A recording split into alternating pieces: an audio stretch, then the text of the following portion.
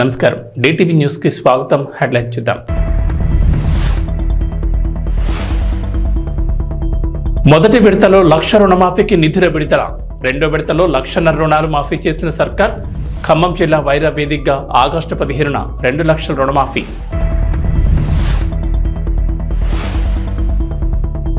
తెలంగాణకు కేంద్రం నుంచి గుడ్ న్యూస్. తెలంగాణలో కొత్త రైలు మార్గానికి గ్రీన్ సిగ్నల్. మొత్తం 8 రైలు ప్రాజెక్టులకు కేంద్రం ఆమోదం.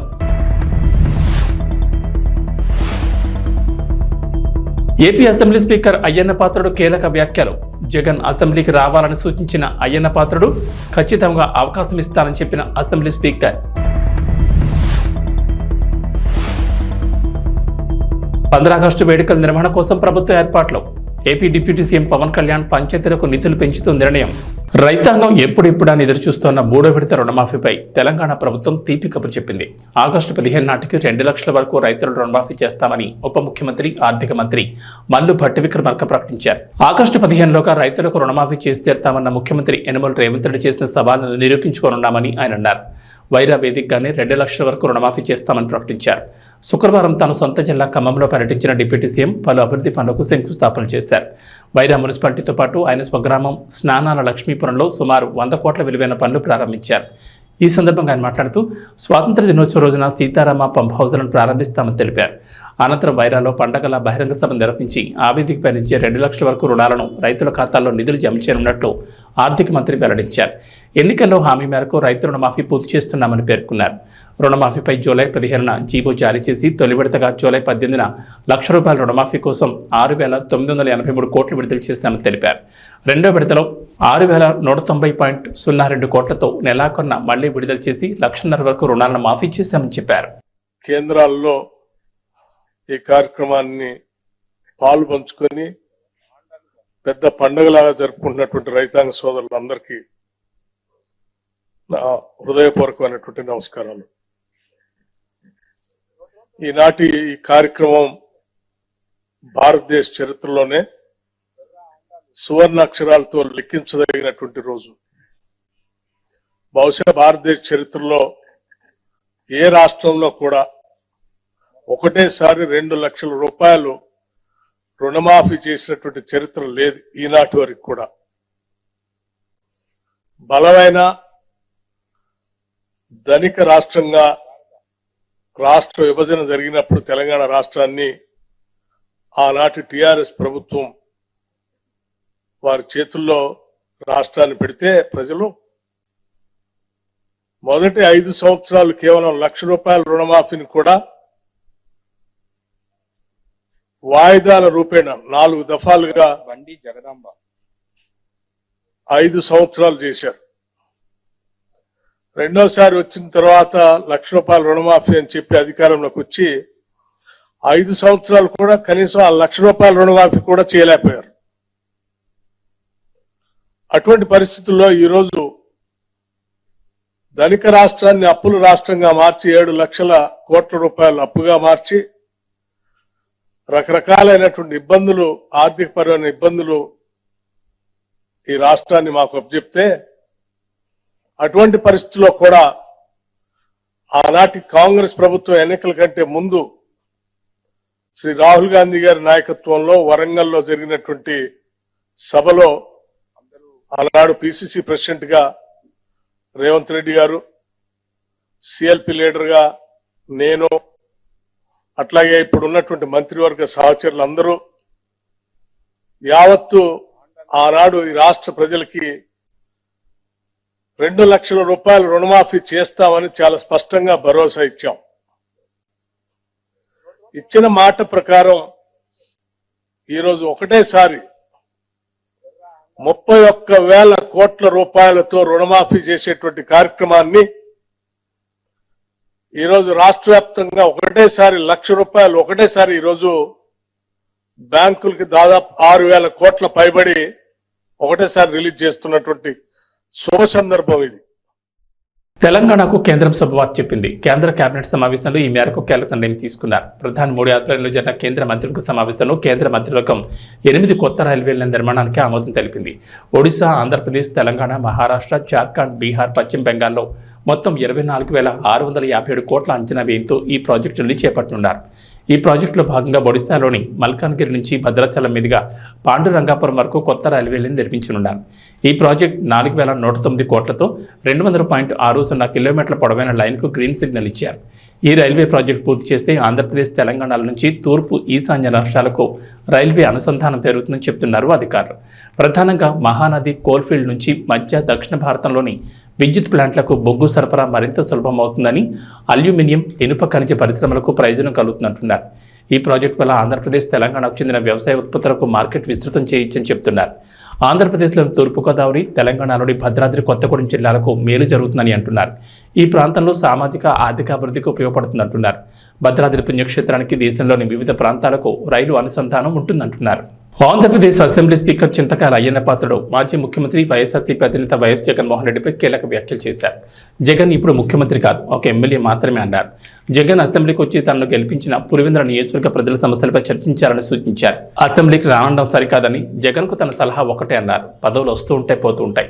ఒక ఎమ్మెల్యేగా అసెంబ్లీకి వచ్చి ప్రజా సమస్యలపై మాట్లాడాలన్నారు. అందుకు తాను అవకాశం ఇస్తానని, తాను అవకాశం ఇవ్వనని ఎందుకు అనుకుంటున్నారని ప్రశ్నించారు. అన్ని పార్టీలకు ఇచ్చిన విధంగానే జగన్కు మాట్లాడడానికి అవకాశం ఖచ్చితంగా ఇస్తామన్నారు అయ్యన్న పాత్రుడు. సభలో మాట్లాడేందుకు అందరికీ అవకాశం ఇస్తానని, వైఎస్ఆర్సీపీ ఎమ్మెల్యేలు అడిగినా మైక్ ఇస్తామన్నారు. వైఎస్ఆర్సీపీకి వచ్చిన సీట్లకు అనుగుణంగా సమయం కేటాయిస్తానని చెప్పారు స్పీకర్. ఎమ్మెల్యేగా వైఎస్ జగన్మోహన్ రెడ్డి అసెంబ్లీకి వచ్చి స్వేచ్ఛగా మాట్లాడొచ్చన్నారు. అసెంబ్లీలో అన్ని పార్టీల మాదిరి ఎమ్మెల్యేల సంఖ్యను బట్టి పద్ధతి ప్రకారం మాట్లాడే సమయం కేటాయిస్తామన్నారు అయ్యన్న పాత్రుడు. జగన్ తన ధర్మం నెరవేర్చాలని, అసెంబ్లీని ఒక పార్టీ వారు రానని బాయ్కట్ చేయడం మంచిది కాదన్నారు. తనకు రాజకీయాల్లో 42 ఏళ్ల అనుభవం ఉందని, 6 సార్లు మంత్రిగా, ఎంపీగా పనిచేశారని గుర్తు చేశారు. తనకు అసెంబ్లీ సభాపతిగా కొత్త బాధ్యత అప్పగించారని, ఈసారి అసెంబ్లీకి 88 మంది కొత్తగా ఎమ్మెల్యేలుగా ఎన్నికయ్యారని, వారికి సభ నిర్వహణ, ప్రశ్నోత్తరాలు తదితరాలపై 2 రోజుల ప్రత్యేక శిక్షణ ఇస్తామన్నారు. ప్రజలు ఎన్నుకున్నారు అతన్ని. అతను కూడా ఎమ్మెల్యే, మా మాదిరిగా అతను ఎమ్మెల్యే. ఎమ్మెల్యే ఎందుకు ఎన్నుకున్నారు? ఒక ఎమ్మెల్యే అయితే మా ప్రాంతం బాగుపడుతుంది అనే ఉద్దేశంతో ఎన్నుకుంటే, అది పక్కన పెట్టి నేనేమో అసెంబ్లీకి రాని అంటే పద్ధతి కాదు అది. యాజ్ ఎ స్పీకర్గా నేను ఇచ్చే సలహా ఏంటంటే అతనికి, సరే పదవులు ఉంటాయి, పోతూ ఉంటాయి, అది సహజం. నువ్వు ఎమ్మెల్యేగా ప్రజలు ఎన్నుకున్నారు నిన్ను. నువ్వు వచ్చి అసెంబ్లీలో ఫ్రీగా మాట్లాడవచ్చు. నేను అవకాశం ఇస్తాను కదా. నేను అవకాశం ఎవరైనా ఎందుకు ఊహించుకున్నారు? అందరి పార్టీలాగే నీకు అవకాశం ఇస్తాం. అందుకే నేను రాను అంటే ఎలా కుదురుతుంది? ప్రజలు ఒప్పుకుంటారా? దేశవ్యాప్తంగా స్వాతంత్ర దినోత్సవం ఏర్పాట్లు ముమ్మరంగా సాగుతున్నాయి. న్యూఢిల్లీతో పాటుగా అన్ని రాష్ట్రాల్లోనూ 15 ఆగస్టు వేడుకలు ఘనంగా నిర్వహించేందుకు అక్కడి ప్రభుత్వం ఏర్పాట్లు చేసుకుంటున్నాయి. ఈ క్రమంలోని ఏపీ ప్రభుత్వం కూడా 15 ఆగస్టు వేడుకలపై దృష్టి పెట్టింది. ఇప్పటికీ ఆయా జిల్లా కేంద్రాల్లో ఎవరు జెండా ఆవిష్కరణ చేయాలనే దానిపై నిర్ణయం తీసుకుంది. తాజాగా ఆగస్టు 15 పండుగను గ్రామాల్లోనూ ఘనంగా నిర్వహించేందుకు ఏపీ ప్రభుత్వం కీలక నిర్ణయం తీసుకుంది. గ్రామాల్లో స్వాతంత్ర దినోత్సవం నిర్వహణ కోసం పంచాయతీలకు నిధులు పెంచింది. ఈ మేరకు మేజర్, మైనర్ గ్రామ పంచాయతీలకు నిధులు పెంచుతూ పంచాయతీరాజ్ శాఖ మంత్రి పవన్ కళ్యాణ్ నిర్ణయం తీసుకున్నారు. 15 ఆగస్టు వేడుకల నిర్వహణ కోసం మైనర్ గ్రామ పంచాయతీలకు నిధులను 100 నుంచి 10,000, మేజర్ గ్రామ పంచాయతీలకు 250 నుంచి 25 వరకు పెంచినట్లు AP deputy CM Pawan Kalyan చెప్పారు. రిపబ్లిక్ వేడుకలు కూడా ఇదే తరహాలో నిర్వహణ కోసం నిధులు కేటాయిస్తామని పవన్ కళ్యాణ్ స్పష్టం చేశారు. ఇక ఆగస్టు 15 సందర్భంగా అన్ని పాఠశాలల్లో రాజ్యాంగ విలువలు, స్థానిక సంస్థల పాలన లాంటి అంశాలపై వక్తృత్వ, వ్యాసరచన పోటీలు నిర్వహించాలని, డిబేట్, క్విజ్ పోటీలు పెట్టాలని పవన్ కళ్యాణ్ ఆదేశించారు. ఆటల పోటీలు నిర్వహించి బహుమతులు అందజేయాలని పంచాయతీ సర్పంచులకు స్పష్టం చేశారు. అలాగే స్వాతంత్ర సమరయోధులను, రక్షణ రంగంలో పనిచేసిన వారిని, పారిశుద్ధ్య కార్మికులకు పాఠశాలలో సన్మానం చేయాలన్నారు. స్కూల్ పిల్లలకు చాక్లెట్లు, బిస్కెట్లు అందించి పారిశుద్ధ్యంపై గాంధీజీ చెప్పిన మాటలతో ప్రమాణం చేయించాలని పవన్ కళ్యాణ్ ఆదేశించారు. సో ముఖ్యంగా పంచాయతీరాజ్ వ్యవస్థని, సర్పంచ్ వ్యవస్థని బలోపేతం చేయాలన్నదే మా కూటమి ప్రభుత్వం తాలూకు ఆశయం, ఆకాంక్ష. దాంట్లో భాగంగా ఇప్పుడు దాకా గత 30 సంవత్సరాలుగా, గత 1990 నుంచి ఇప్పటిదాకా ఎప్పుడు మన 15 ఆగస్టు పండుగ జరపడానికి ఇప్పటిదాకా నిధులు ఎప్పుడు సమకూర్చలేదు. చాలా నామకే వాస్తే నామమాత్రంగా ప్రతి పంచాయతీకి, చిన్న పెద్ద పంచాయతీలకి 100 రూపాయలు, చిన్న పంచాయతీలకి, పెద్ద పంచాయతీలకి 250 రూపాయలు చొప్పున ఇచ్చేవాడు. ఒకవైపు ఏమో గాంధీ గారి కలల కన్నా పల్లెలే పట్టుకొమ్మలు అంటూ ఉంటాం, గ్రామీణ స్వరాజ్యం అని మాట్లాడతాం. కానీ ఎన్నికల్లో నిలబడ్డ పంచాయతీ సర్పంచ్కి మటుకు జెండా పండుగ నిర్వహించాలంటే వాళ్ళకి ఇచ్చే డబ్బులు 100 రూపాయలు, 250 రూపాయలు. ఈ రివ్యూ మీటింగ్స్లో మాకు తేలింది ఏంటంటే 100 రూపాయలకి 250 రూపాయలకి 13,326 పంచాయతీల్లో ఏం చేయగలరు? మేము ఒకటే ఆదేశించాను, రాగానే చాలా ఘనంగా జరుపుకోవాలి. గాంధీ గారి ఈ గ్రామ స్వరాజ్యాన్ని నిజంగా మనం ముందుకు తీసుకెళ్లాలంటే ఆ స్టేట్మెంట్ చాలా బలంగా ఇవ్వాలి. 1994లో ఇచ్చిన జీవో 100 రూపాయలు, 250 రూపాయలు, ఒకటి స్వాతంత్ర దినోత్సవానికి, 2 గణతంత్ర దినోత్సవానికి, వాటిని పెంపొందించేలాగా, వాటిని పెంచేలాగా ఒక కీలకమైన నిర్ణయం తీసుకుంది ఈ కూటమి ప్రభుత్వం. ప్రతి ఒక్క పంచాయతీలో సర్పంచులు తలెత్తుకొని సగౌరవంగా జెండా వందనం చేసేలాగా రాష్ట్రంలోని ఎన్డీఏ ప్రభుత్వం నిర్ణయం తీసుకుంది. ఆగస్టు 15న స్వాతంత్ర దినోత్సవ వేడుకల నిర్వహణకు నిధులు కొరత లేకుండా చేశాం. చిన్న పంచాయతీలకి 10,000 రూపాయలు, మేజర్ పంచాయతీలకి 25,000 రూపాయల చొప్పున నిధులు సమకూరుస్తున్నాం. దానికోసమని జీవోను కూడా రిలీజ్ చేశాం. దీనిని పంచాయతీ సర్పంచులు దీన్ని పూర్తిగా సద్వినియోగం చేసుకోమని నేను విన్నవించుకుంటా ఉన్నాను. ఇప్పటి వరకు పంచాయతీలకి ఇంత పెద్ద స్థాయిలో ఆగస్టు 15, జనవరి 26 వేడుకలకు నిధులు ఇచ్చింది లేదు. 34 సంవత్సరాలుగా 1990 నుంచి ఈ మొత్తం ఇప్పటిదాకా పెంచలేదు. 34 సంవత్సరాలుగా ఈ పండగలకి, జెండా వందనం పండగ కానీ, గణతంత్ర దినోత్సవానికి కానీ 100 రూపాయలు, 200 రూపాయలు చొప్పున ఇచ్చేవాళ్ళు. ఈ మొత్తాన్ని గణనీయంగా పెంచాలని చెప్పి కూటమి ప్రభుత్వం నిర్ణయం తీసుకొని జీవో జారీ చేసింది. 13,326 పంచాయతీల్లో ఘనంగా, గౌరవంగా స్వాతంత్ర దినోత్సవ వేడుకలు సాగాలన్నదే మా కూటమి ప్రభుత్వం ఉద్దేశం. ఇప్పటి వరకు సర్పంచులు అతి స్వల్ప మొత్తాలతో వేడుకలను ఘనంగా చేయలేకపోయేవాళ్ళు. ఈ విషయం నా దృష్టికి వచ్చింది రివ్యూస్లో. దీనిపైన ఉన్నతాధికారులతో మాట్లాడి ఏ దశలోనూ ప్రజలు ఎన్నుకున్న సర్పంచుల ఆత్మగౌరవం తగ్గకుండా దేశంలో పవిత్రమైన 15 ఆగస్టు గణతంత్ర వేడుకలు గర్వంగా చేసుకునేలాగా, సగర్వంగా చేసుకునేలా చర్యలు తీసుకొని చాలా స్పష్టంగా ఆదేశాలు ఇచ్చాను. ఆ దిశగానే నిర్ణయం చేశాం. 5,000 లోపు ఉన్న జనాభా ఉన్న గ్రామాలకి 10,000 రూపాయలు, 5,000 పైబడ్డ జనాభా ఉన్న గ్రామాలకి 25,000 రూపాయల చొప్పున నిధులు అందిస్తాం. గాంధీ మహాత్ములు కలలుగన్న గ్రామ స్వరాజ్యం సిద్ధించాలన్నదే మా కూటమి ప్రభుత్వం తాలూకు తపన, ఆకాంక్ష. అందులో భాగంగానే పంచాయతీలకి తీర్చిదిద్దే ప్రక్రియకు శ్రీకారం చుట్టాం ఈ ఆగస్టు 15 నుంచి.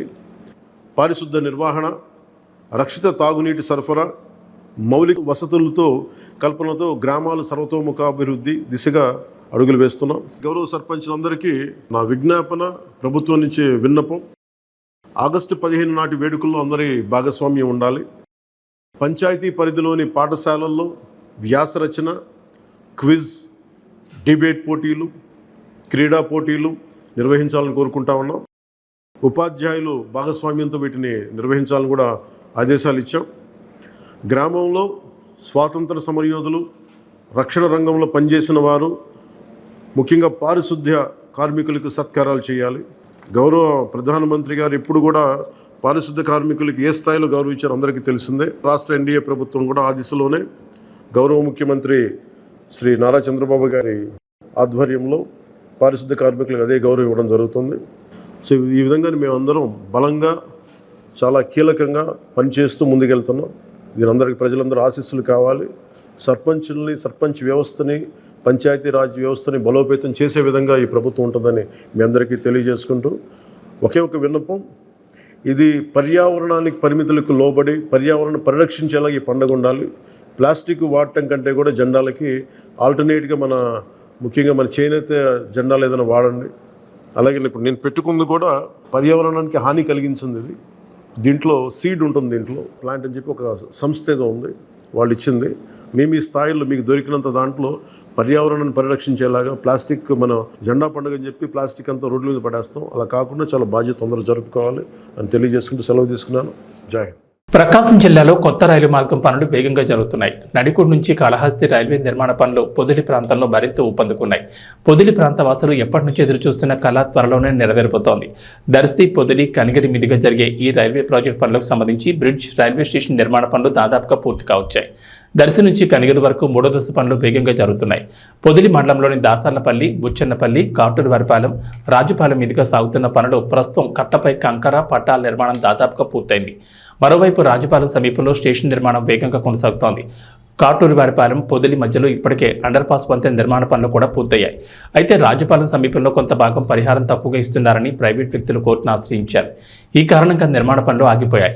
పెండింగ్లో ఉన్న ఆ ప్రదేశాన్ని వదిలేసి రైల్వే అధికారులు అటు ఇటు మిగిలిన ప్రాంతాల్లో నిర్మాణాలు పూర్తి చేస్తున్నారు.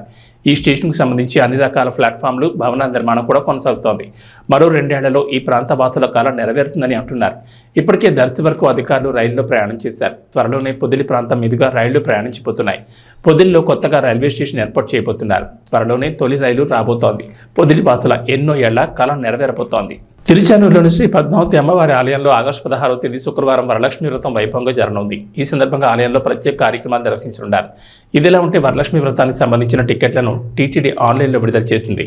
ఓ కోటా పూర్తయింది. అయితే వరలక్ష్మి వ్రతం వర్చువల్ టికెట్లు కోటా ఇంకా ఉన్నాయి. భక్తులు బుక్ చేసుకోవచ్చు. ఇందులో భాగంగా తెల్లవారుజామున మూలవార్లకు, ఉత్సవాలకు అభిషేకం నిర్వహించనున్నారు. ఉదయం 10 నుంచి మధ్యాహ్నం 12 గంటల వరకు ఆలయంలోని ఆస్థాన మండపంలో వరలక్ష్మి వ్రతం వైభవంగా జరగనుంది. వ్రతం నిర్వహణ కోసం అధికారులు ఏర్పాట్లు చేస్తున్నారు. ఈ వ్రతంలో పాల్గొన్న గృహస్థులకు ఒక ఉత్తరీయం, ఒక రవిక, ఒక లడ్డు, ఒక వడ బహుమానంగా అందజేస్తారు. వరలక్ష్మి వ్రతం సందర్భంగా సాయంత్రం 6 గంటలకు అమ్మవారు స్వర్ణరథంపై ఆలయ 4 మాడ వీధిలో విహరించి భక్తులకు దర్శనమిస్తారు. ఈ వ్రతం కారణంగా అమ్మవారి ఆలయంలో ఆదిత్య సేవలైన అభిషేక అనంతరం దర్శనం, లక్ష్మీ పూజ, కళ్యాణోత్సవం, కుంకుమార్చన, వేదాశీర్వచనం, బ్రేక్ దర్శనం, సహస్ర దీపాలంకరణ సేవలను టీటీడీ రద్దు చేసింది. గిరిజనులు ఉన్నత చదువులతో అభివృద్ధి చెంది జీవన ప్రమాణాలు మెరుగుపరుచుకోవాలని జిల్లా కలెక్టర్ నాగరాణి తెలిపారు. శుక్రవారం జిల్లా కలెక్టర్ కార్యాలయం వశిష్ఠ కాన్ఫరెన్స్ హాల్ నందు జిల్లా గిరిజన సంక్షేమ శాఖ ఆధ్వర్యంలో నిర్వహించిన ప్రపంచ ఆదివాసుల దినోత్సవం కార్యక్రమానికి జిల్లా కలెక్టర్ చదలవాడ నాగరాణి ముఖ్య అతిథిగా పాల్గొన్నారు. తొలుత కొమరంభీం చిత్రపటానికి పూలమాలలు వేసి ఘనంగా నివాళులర్పించారు. ఈ సందర్భంగా జిల్లా కలెక్టర్ నాగరాణి మాట్లాడుతూ గిరిజన కుటుంబాలు వారి పిల్లలను ఉన్నత చదువులను చదివించాలన్నారు. చదువు ద్వారానే ఆర్థిక అభివృద్ధి సాధించగలమని, వెనుకబాటుతనం పోయి సమాజంలో మంచి గుర్తింపు వస్తుందని అన్నారు. వారు అభివృద్ధి చెందడంతో ఆయా కుటుంబాల జీవన ప్రమాణాలు కూడా మెరుగవుతాయన్నారు. గిరిజన ప్రాంతంలో నేను ఉద్యోగం చేశానని, వారి జీవన శైలి స్థితిగతులపై పూర్తి అవగాహన ఉందని ఈ సందర్భంగా తెలిపారు. మన జిల్లాలో నివసిస్తున్న ఎరుకుల, యానాది, చెంచుల కుటుంబాలపై పూర్తి దృష్టి సారించడం జరిగిందని, ఇప్పటికే వారి కాలనీల్లో మౌలిక వస్తువుల మెరుగుదలకు, ఇళ్ల మంజూరుకు ఆధార్ కార్డులు జారీకి చర్యలు తీసుకోవాలని సంబంధిత అధికారులకు ఆదేశాలు జారీ చేయడం జరిగిందన్నారు.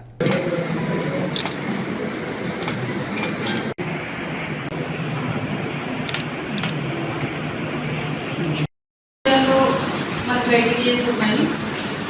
షెడ్యూల్ 5 ఏరియాస్కి అక్కడ వాళ్ళకి ల్యాండ్ ప్రొడక్షన్ ఉంది, ల్యాండ్ ట్రాన్స్ఫర్ అనేది ఉండకూడదు. వాళ్ళకి అయినప్పుడు వాళ్ళకి ఇచ్చేసేయాలి.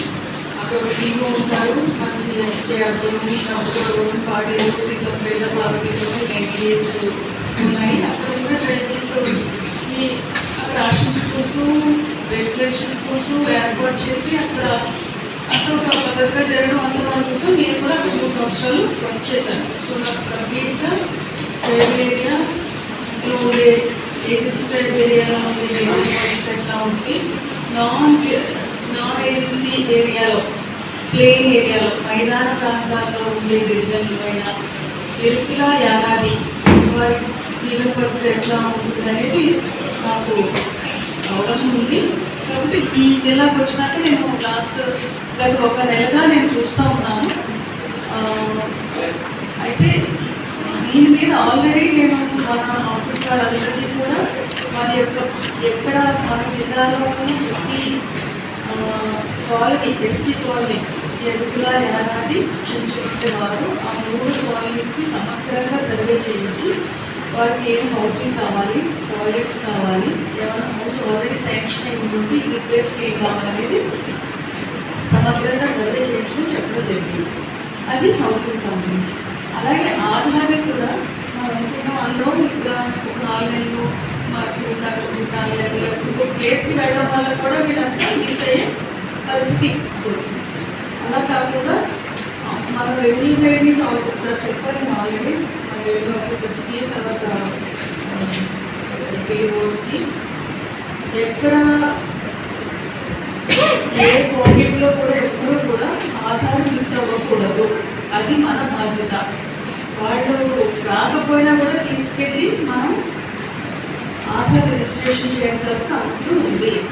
రిజిస్టర్ అయినప్పుడు కొత్తగా పుట్టే పిల్లల్ని మిస్ అయి ఉంటారు, వాళ్ళన్నా చేయించాలి. ఈ ఆధార్ రిజిస్ట్రేషన్ అనేది వారంతటా వారు వచ్చి చేసుకుంటారు అనేది మామూలుగా సాధారణ ప్రజలకు అంతా కూడా ఫాలో అవుతూ ఉంటారు. బట్ ఈ గిరిజన మైదాన ప్రాంతంలో ఉన్న ఈ గిరిజన ప్రజలు అది ఫాలో అవడం అనేది కష్టం కాబట్టి అధికారులుగా మనమే బాధ్యత తీసుకుని అది ఎన్రోల్మెంట్ ప్రతి ఒక్కరు చూసుకుంటారు. అది కంటిన్యూస్గా అది అన్నీ కూడా మనం డాక్టర్ స్టిచ్ చేయించుకునేవాళ్ళం.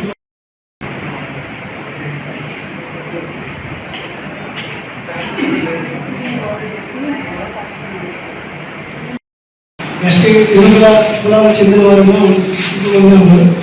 ఇక్కడ వేలాదులు చర్చలు వీళ్ళు కూడా ఎక్కువగా ఉంటారండి.